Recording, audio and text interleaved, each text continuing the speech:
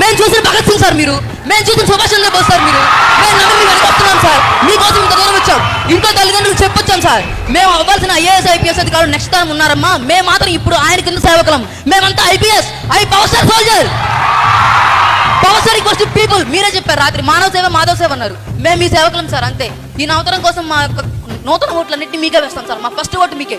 జై జనసేన. అందరికీ నమస్కారం అండి. నా పేరు కొట్టే కావ్య.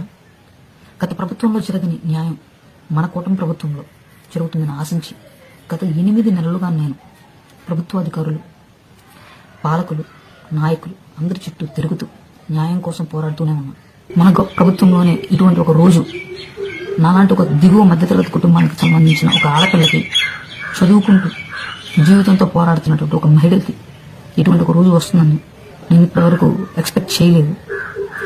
నాకు వచ్చినటువంటి ఈ సమస్యకు, నేను పోరాడుతున్న నా సమస్యకు పరిష్కారం కోసం నేను న్యాయ పోరాటం చేస్తూనే ఉంటానని ప్రతి ఒక్కరికి తెలియజేస్తూ థ్యాంక్ యూ.